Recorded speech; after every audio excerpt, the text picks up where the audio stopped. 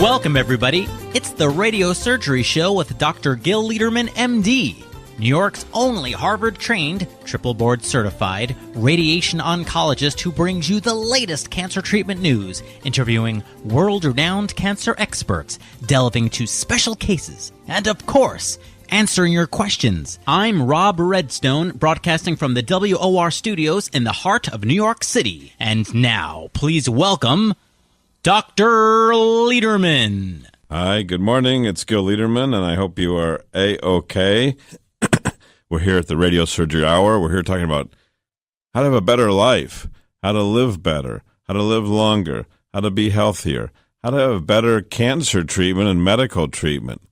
So if you have questions, please call us. We're at the WOR studio. Bob and Ed are running the show, who are fantastic. And we're here to take your calls. There's lots to talk about today, so I don't want to hesitate. If you have questions, our number is 1-800-321-0710, 1-800-321-0710. That's the number for the hour if you have questions. So I want to jump in and talk about a lot of different things today. The first patient I want to talk about is a man who came. He's a 60-year-old man with AIDS. He has AIDS and hepatitis C. Well, you can say, wow, he's a sick guy. But no, he's a biker. He's an athlete. He's really been very, very healthy. And he came to us. He was referred by his doctor because of severe hip pain. And actually, we did a scan on him and found a mass eating through the hip bone. The mass, now, if you ever spend time in Chicago, there's something called a Chicago softball, which is bigger than a normal softball, baseball softball, but smaller than a soccer ball, if you have that in mind. Well, this mass was about the size of a Chicago softball, eating through the bone. The man was in intractable pain.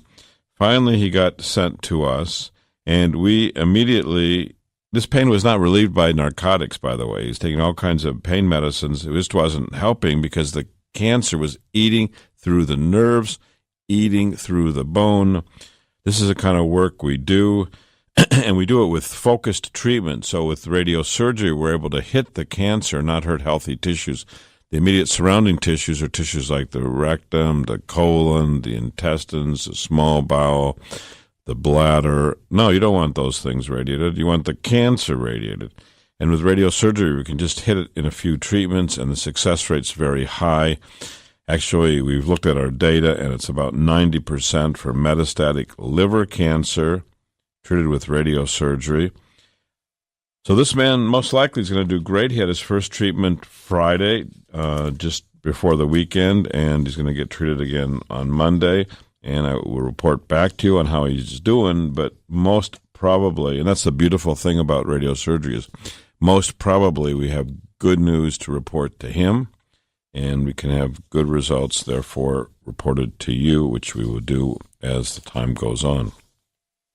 There's an article in the Dow Jones this week talking about Medicare reducing hospital payments. Well, Medicare is like the government insurance plan for certain Americans. They're going to cut payments to hospitals to 2,610 hospitals, 3/4 of the hospitals eligible, because too many patients are getting readmitted within 30 days. So what they're doing, Medicare's doing, is if you're hospitalized, yeah, they'll pay for that hospitalization, most likely, hopefully.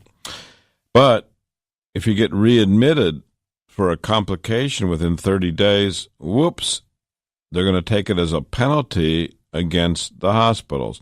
Now, these hospitals that are getting penalized include top academic hospitals, even small regional hospitals.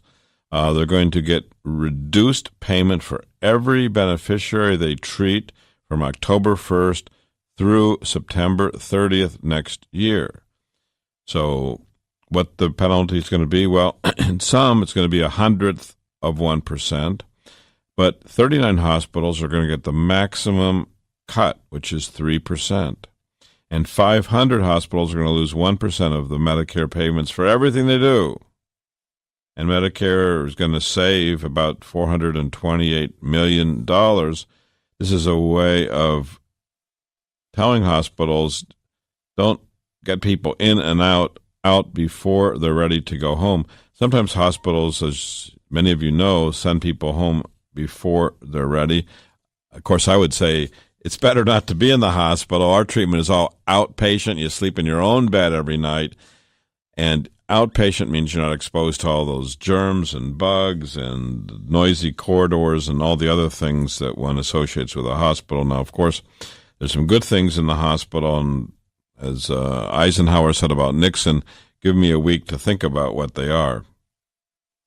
We had a man who called me, innumerable times last weekend. He and his father called. He's a 44-year-old man. He came in this week. He's married. He has 2 children. He came in for a consultation of a 7-centimeter mass in his pancreas. Last Saturday, just 1 week ago, he was having back pain and abdominal pain. He went to the emergency room. They did a CT scan, and they found a 7.5-centimeter mass in his pancreas, in the body and the tail of the pancreas. He went to, on Monday this week, just all fresh news, he went to a gastroenterologist for a biopsy, and the doctor said he couldn't do it.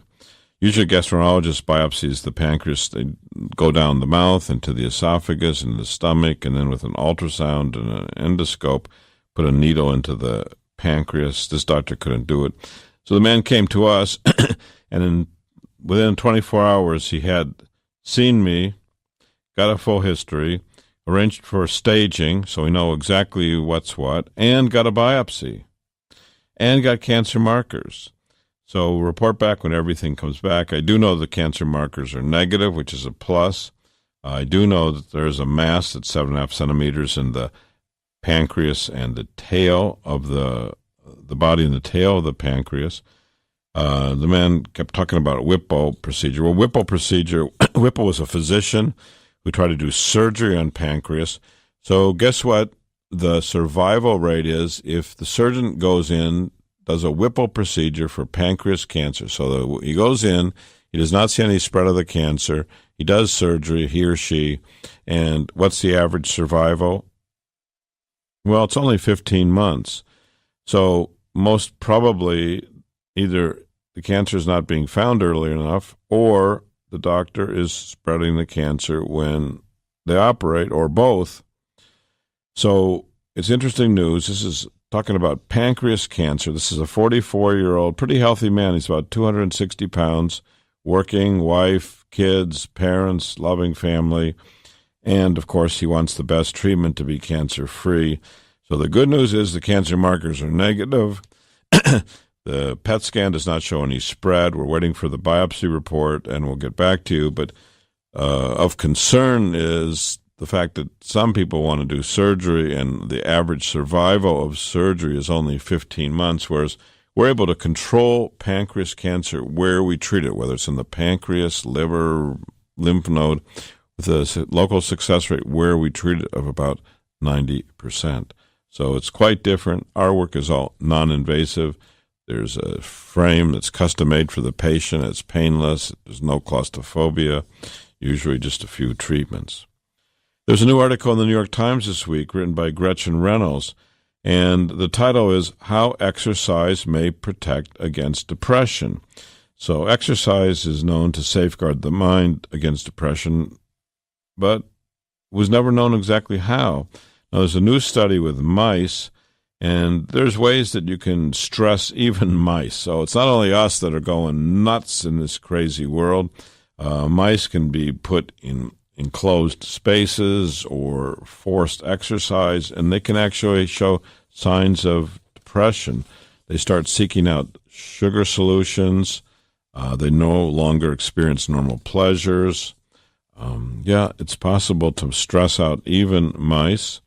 And the doctors made pre-exercised mice that were bred, so they have a special kind of muscle with an elevation of a certain enzyme called PGC-1 alpha, and then they tried to extrapolate to human beings. And the researchers, as Gretchen said, wrote that these findings are relevant to people. The researchers had a group of adult volunteers complete 3 weeks of frequent endurance training consisting of 40 to 50 minutes of moderate cycling or jogging. And then they did muscle biopsies before and after. and they found that after 3 weeks, the volunteer muscle cells contained more PGC-alpha, and the substance that breaks down a particular enzyme, than at the start of the study. So it suggests that if you are getting depressed and you exercise, you may be protected by exercise. So healthy news might be useful for you. What do you have to lose? Probably not too much. What do you have to gain? Probably you'll fit in your clothes better and feel better and be happier. So why not? And another patient who came in this week, a 67-year-old black man. And again, I talk about black patients with prostate cancer because we know the mortality rate is double. So this man had a tongue cancer treated in 1997, and now he was diagnosed with prostate cancer in 2012 with cancer and is yet to be treated. And that is the main issue in the black community, these long delays between diagnosis and treatment. Many people believe, many researchers believe that the long delay is causing excessive mortality. And here's a case in point. Let's learn from it. There's no reason why the black community needs twice the death rate from prostate cancer. This man has waited 2.5 years for treatment. And strange enough, listen to this. He had a biopsy in 2012. It showed cancer. And then he had a biopsy again in 2014. Why? We already knew he had cancer. They should have pushed him to get treated, or at least encouraged him to be treated and tell him what the risks are. Well, the risks are you can die, and about 70,000 men with prostate cancer die of the disease each year. So for this man, we offer him treatment. He seems eager to get treated. Finally, came to us where he has his own doctor in a private center that answers his questions, not students, not residents, not interns. They're all great. I was a student once. I was a resident once. I was an intern once. But you may want, when you have a serious condition, to have your own doctor that you can call day or night, 24/7, and know what's going on. Someone you'll see week after week, month after month, year after year. You'll have the doctor's cell phone in a private center. Everyone knows who you are. We take Medicare, Medicaid, insurances. We take most insurances. I think it's better for the patient. And this man says, yes, he wants to finally, after 2.5 years, after getting straight answers, he wants to be treated. Thank God. We're going to stop for just a moment. We want to have some new voices talk about our work. If you have questions, you're welcome to call Bob or Ed. They're at our show. I'm Dr. Lederman from the Radio Surgery Hour. We work at Radio Surgery New York, which is at 1384 Broadway, 1384 Broadway, which is the corner of Broadway and 38th Street in Manhattan. We're very close to the subways, the trains, the buses, Penn Station, Long Island Railroad, Grand Central, all the railroads that go into Grand Central, all the buses at Port Authority, Times Square, Herald Square. I think we're the best located cancer treatment center around. I think everyone would like to be where we are, and we're happy to be so convenient to so many people. Anyway, we have a new cancer treatment center, and that's what we do. We take care of patients who have cancer or who have suspicious lumps. Give us a call. Our number during the week is 212-CHOICES, 212-CHOICES, which is 212-246-4237, 212-246-4237. Here's the word from the voice. Cancer treatment most prefer effective, non-invasive, well-tolerated outpatient therapy. With Dr. Lederman, the radiosurgery pioneer, that's our goal too. He's first in America, first in New York, first for you with body radiosurgery. We hit your cancer with no cutting, no bleeding. Dr. Lederman has decades of experience with primary and metastatic large or small cancers from head to toe. Cancer treatment with possibly a second chance for you, even if chemo, radiation, or surgery didn't work or isn't tolerated. Our goals are best results and quality of life. Meet Dr. Lederman to hit the cancer. For a free booklet DVD, call 212-CHOICES, 212-CHOICES for a fresh second opinion. Most insurances, Medicare, Medicaid, accepted. Not only super convenient, super. Broadway and 38th in Manhattan. To hit your cancer, see Dr. Lederman, 212 Choices. With Dr. Lederman, the best prostate cancer treatment is custom tailored for you. Each man with prostate cancer is unique and seeks the best results based upon PSA, Gleason score, and stage. That's why Dr. Lederman's custom tailored prostate cancer treatment is most logical. Not every man should get the same treatment. Dr. Lederman's custom prostate cancer treatment is all outpatient. Our goals are your best results, avoiding radical surgery, maintaining your sexual and urinary function, and your life. Most insurances, Medicare, Medicaid accepted. Call Dr. Lederman at 212-CHOICES, 212-CHOICES for a fresh second opinion and free booklet DVD. Not only super convenient, super in Manhattan, 38th and Broadway. To hit the cancer, call Dr. Lederman, 212-CHOICES. Cherish your life. Custom prostate cancer treatment with Dr. Lederman,